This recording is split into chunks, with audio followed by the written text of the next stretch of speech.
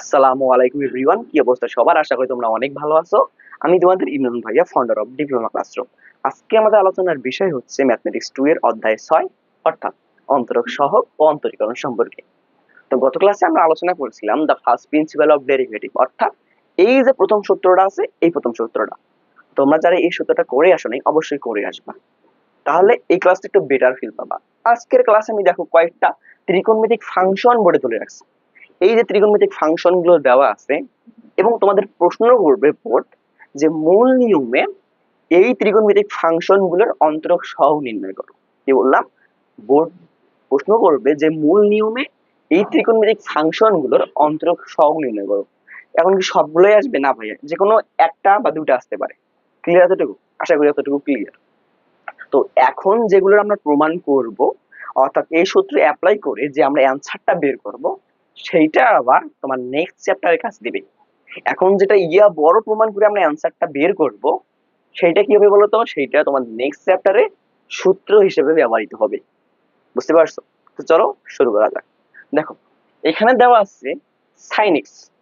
sin x কে আমরা মূল নিয়মে অন্তরক সহগ নির্ণয় করব। তাহলে এই sin x কে যখন আমরা মূল নিয়মে অন্তরক সহগ নির্ণয় করতে যাব, সর্বপ্রথম আমাদের কাজ হচ্ছে যার অন্তরক সহগ বের করব সেইটা is equal f of x ধরে নেওয়া। অর্থাৎ মনে করলাম f of x is equal sin x, তাই না? তো বলো তো sin x একটা কি ভাইয়া? sin x একটা ত্রিকোণমিতিক ফাংশন না? sin একটা ত্রিকোণমিতিক ফাংশন না?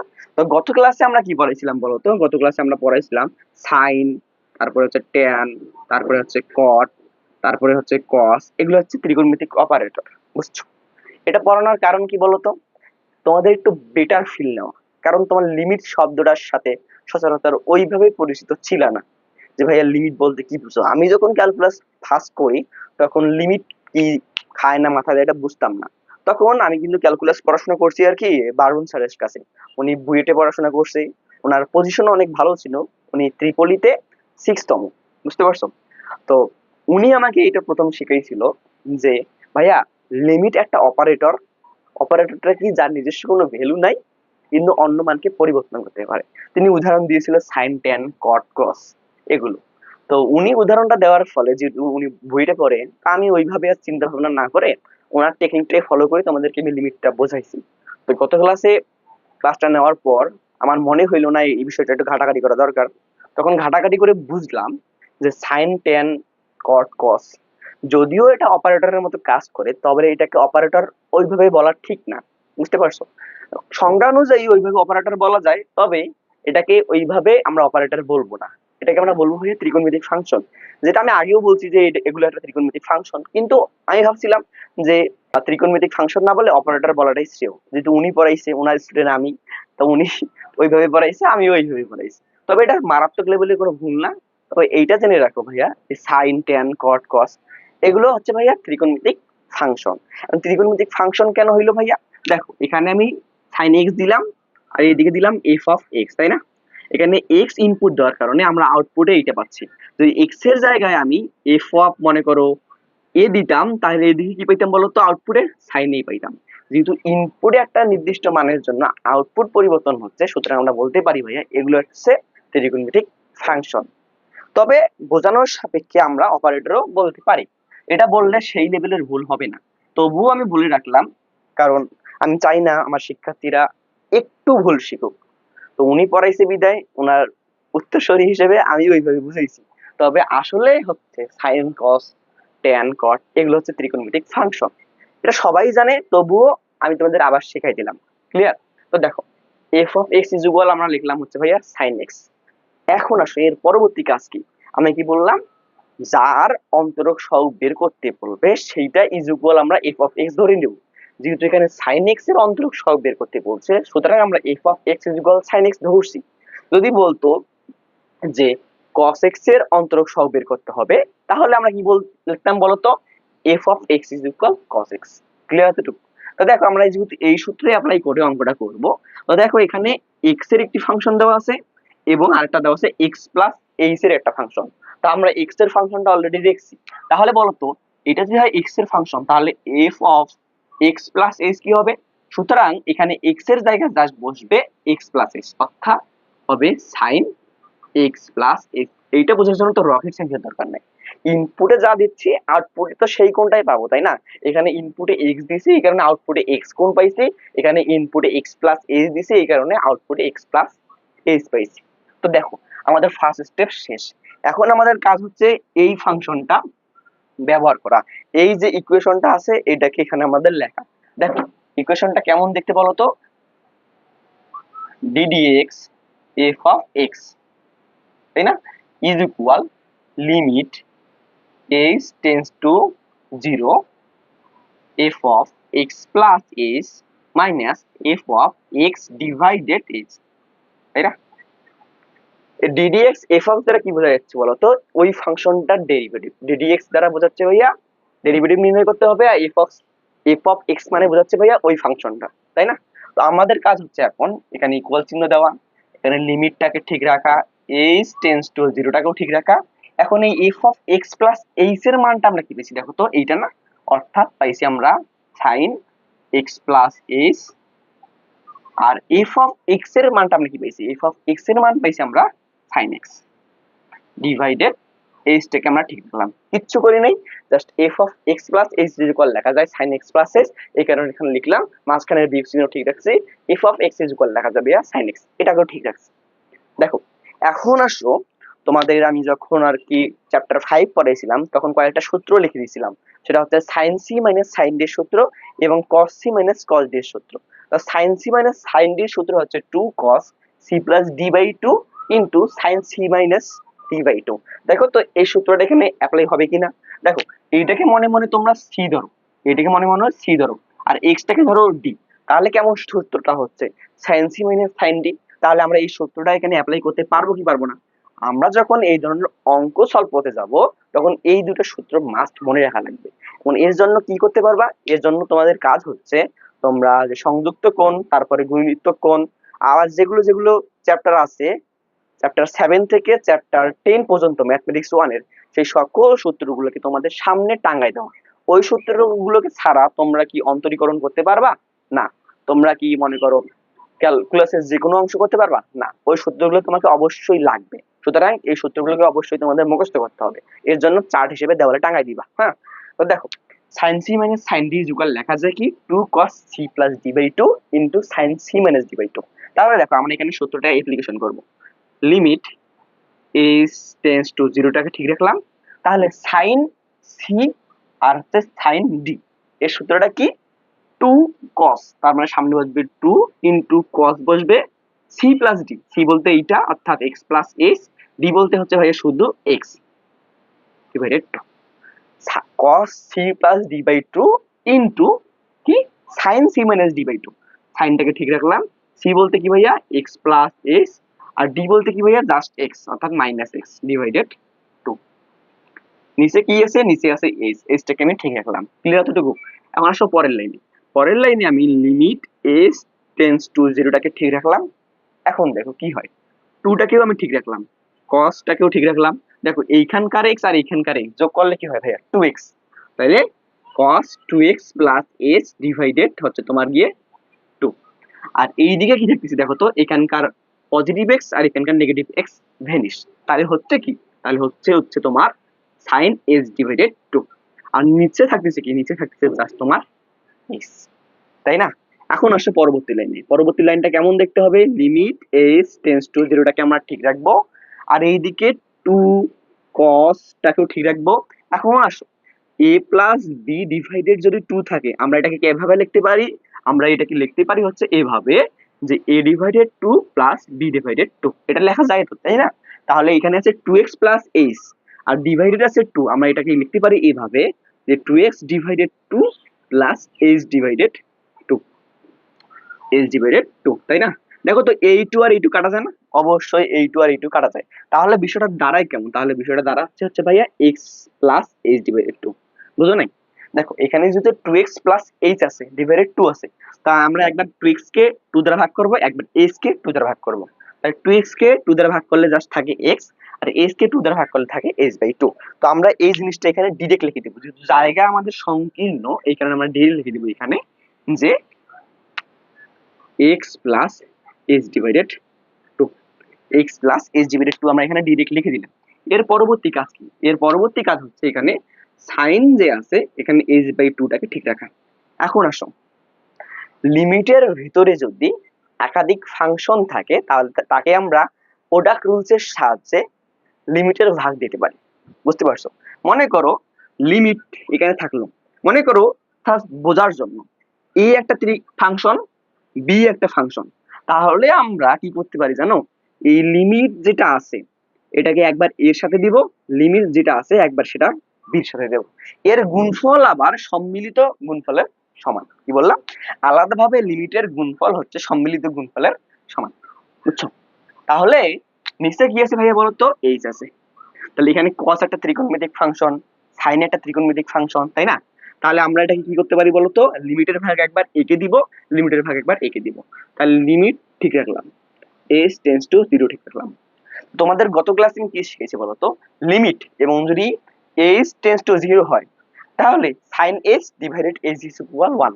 সূত্রটা এমনই, কোনো পার্থক্য নাই। লিমিট যদি থিটা টেন্ডস টু 0 হয় তাহলে sin theta divided theta is equal হয় 1। তেমনি এখানে থিটার জায়গায় যে কোনো কিছু থাকতে পারে, কিন্তু শর্ত হচ্ছে এইখানে যেটা থাকবে এইখানে আর এখানে সেটাই থাকতে হবে। দেখো এইখানে আর এখানে সেটাই থাকতে হবে। তাহলে এইখানে যদি h থাকে তার মানে এখানেও h, এখানে h থাকতে হবে, তাই না? তো দেখো আমি লিমিট h টেন্ডস টু 0 দিলাম, আর এই যে এখানে আছে cos x plus h by 2 এইটার সাথে একবার লিমিটকে দিলাম। আর বাকি কি থাকে বলতো? বাকি থাকে হচ্ছে তোমার লিমিট h টেন্ডস টু 0 দিলাম, আমি দুইটাকে আলাদা আলাদা ভাবে লিমিট দেব। তাহলে বাকি থাকে হচ্ছে তোমার 2 sin h বাই 2 ডিভাইডেড থাকে h। দেখো তো এইখানে দেখো এইটাকে তো আমি এখানে দিলাম, আর নিচের h টা এখানে, আর 2 sin h বাই 2 এখানে, তাই না? তাহলে দেখো আমি চাচ্ছি যে ভাই এই একটি যাতে হয়। দেখো এইখানে আছে h টেন্ডস টু 0, কিন্তু এখানে আছে কি ভাই h বাই 2, তাই না? তো আমাদেরকে এখানেও h বাই 2 নিয়ে আসতে হবে, এখানে আমি h বাই 2 নিয়ে আসলাম। দেখো আমাদের যখন আমরা পড়াইছিলাম লিমিট চ্যাপ্টারে তখন কিন্তু এখানে যে কোণটা থাকবে আমাদের এখানেও সেই কোণটা তৈরি করা লাগতো। যেহেতু এখানে h বাই 2 আছে আমাকে নিচেও h বাই 2 নিয়ে আসতে হইতো, তাই না? তার মানে এখানে h বাই 2 আছে, এখানে আমি নিচে একটা 1/2 অতিরিক্ত নিলাম। যেহেতু 1/2 টা অতিরিক্ত নিলাম এই কারণে আমাদের এখানে 1/2 টা গুণ দিতে হবে। দেখো h টা আগে থেকে আছে, জাস্ট 1/2 টা আমি অতিরিক্ত নিয়েছি, এই কারণে আমি 1/2 টা এখানে উপরে গুণ করে দিলাম।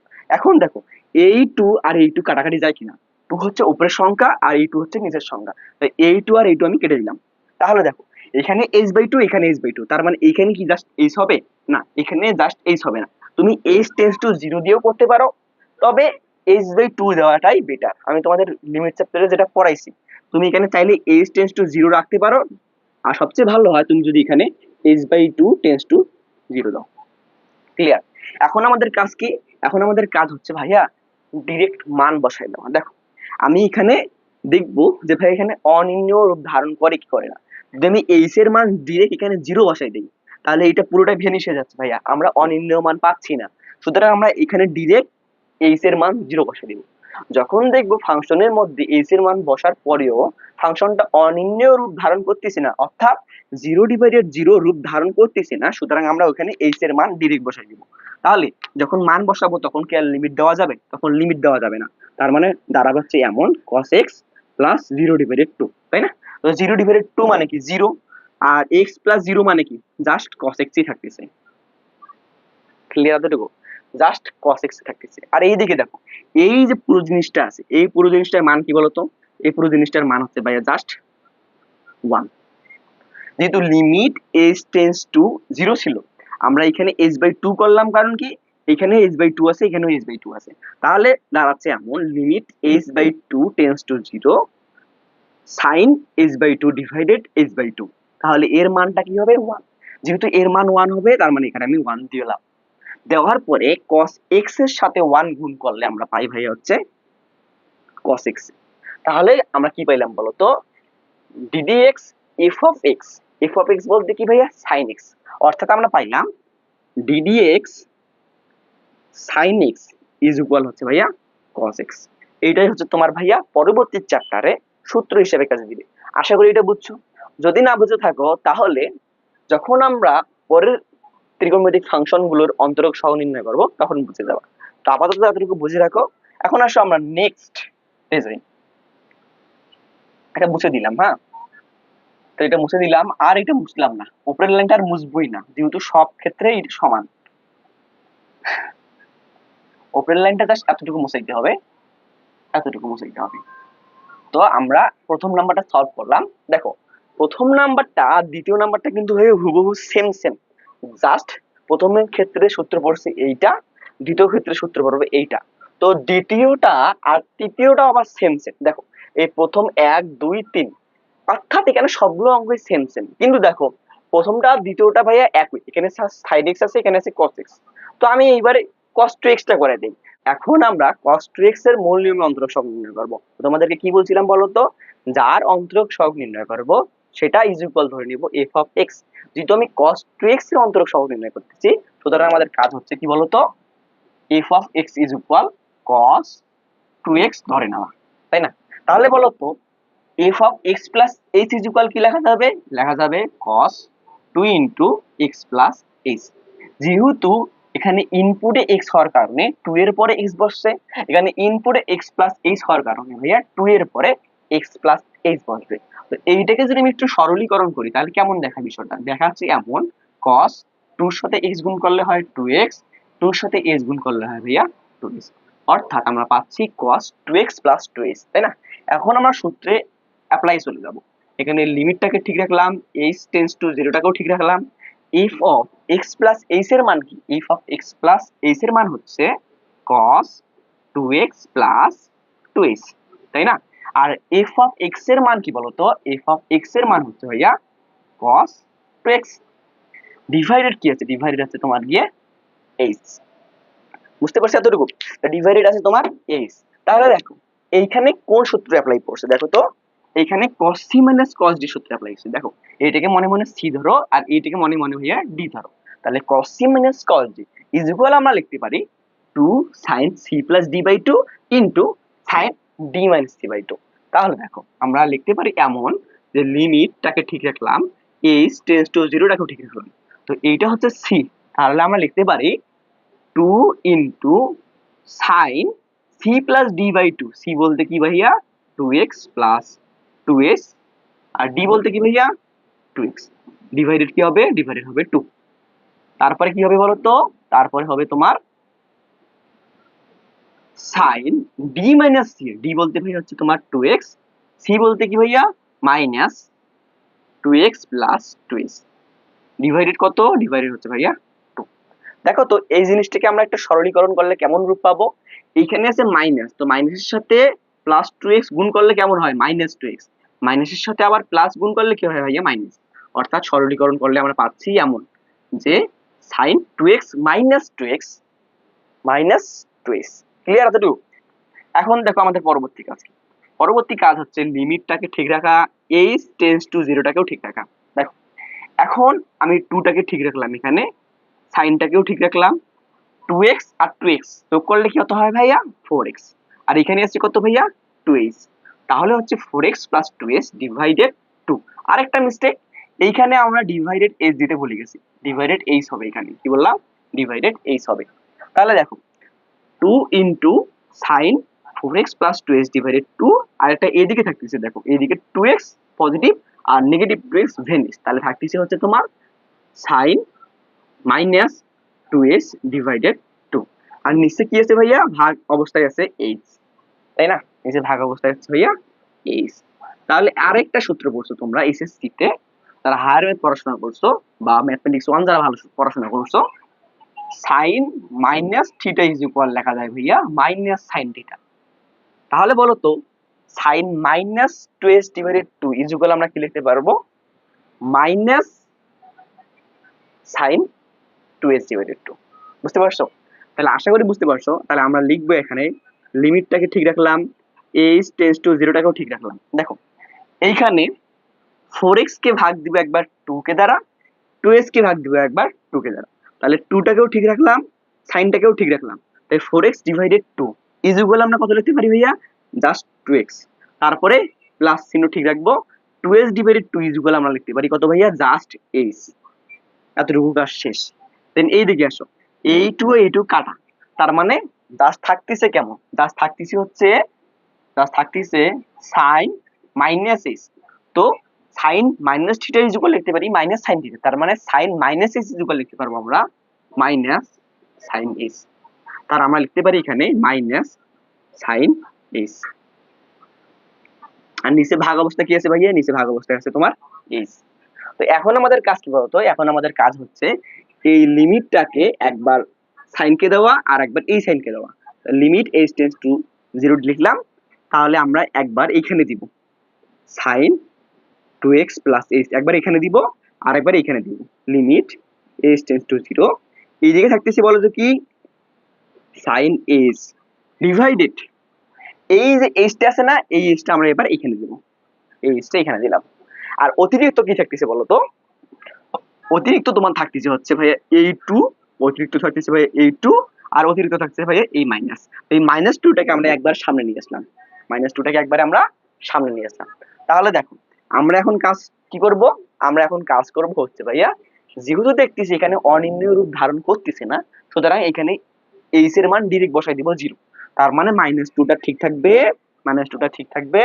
আর এইটা আমি যখন এখানে 0 বসাবো, তাহলে বিষয়টা দাঁড়াবে এমন, সাইন 2x প্লাস এইচ এর মান কত, 0।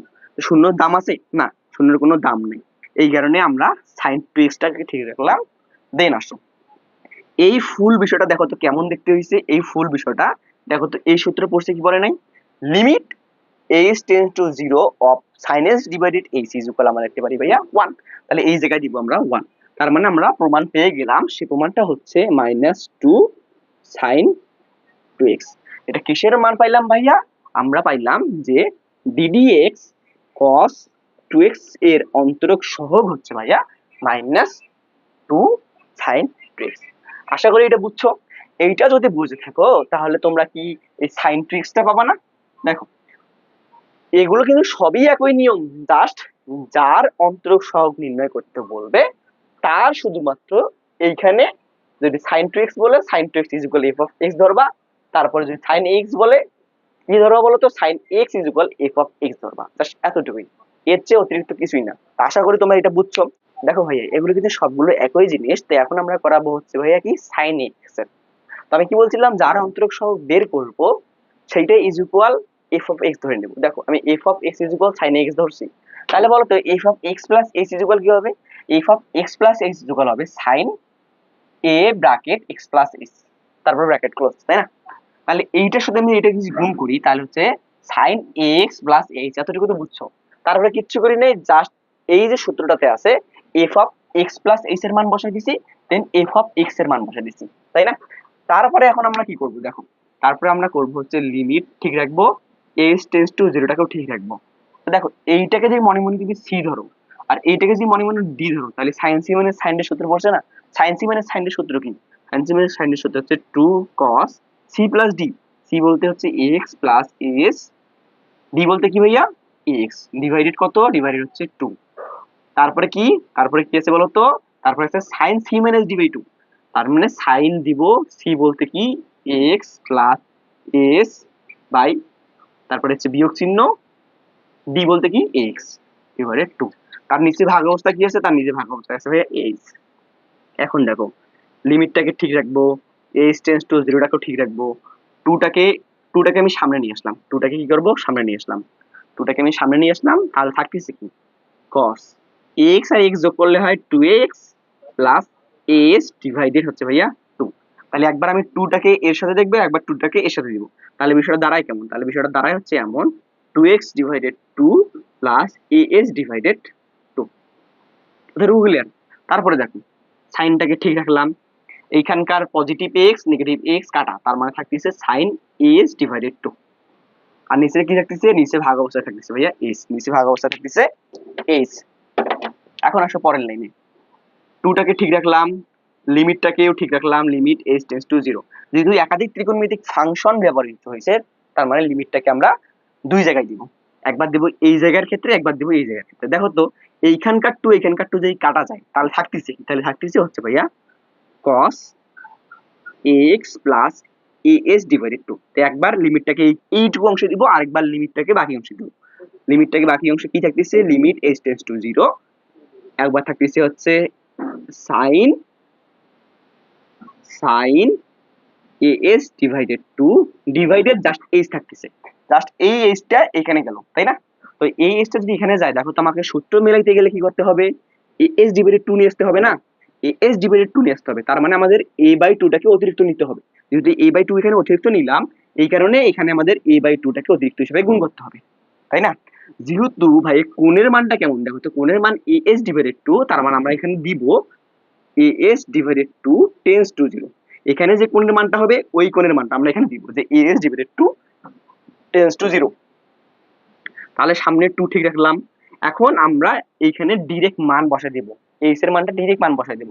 কারণ কি বলতো, এখানে অনির্ণয় রূপ আসতেছে না, সুতরাং h এর মান যদি আমি ডাইরেক্ট বসাই দেই, তার মানে cos ঠিক থাকতেছে, x ঠিক থাকতেছে a ইনটু 0 ডিভাইডেড 2। তাহলে এর মান পুরোটাই কত ভাইয়া, a ইনটু 0/2 হচ্ছে মান 0। তাহলে ax প্লাস 0 দেওয়ার দরকার আছে না, জাস্ট আমরা দিব cos ax, cos x। তারপরে আসে এইদিকে, তাহলে দেখো তো এইটুকুর মান কত ভাইয়া, এইটুকুর মান 1 কিনা, এই সূত্র অনুসারে এইটুকুর মান 1 কিনা, এখানে যেটা আছে নিচেও সেটা আছে এবং এইখানেও সেটা আছে, তার মানে এর মান হচ্ছে 1। অতিরিক্ত ওইদিকে কি আছে, অতিরিক্ত আছে ভাই a/2। দেখো এইখানকার 2 আর এইখানকার 2 কাটা যায় নাকি, অবশ্যই যায়, এটা আছে উপরে আর এইটা আছে ভাইয়া নিচে, তার মানে এই দুইটা ভেনিস, তাহলে থাকতেছে কি, তাহলে এটাকে যদি আমি সামনে নিয়ে আসি তাহলে থাকতেছে হচ্ছে a ইনটু cos ax।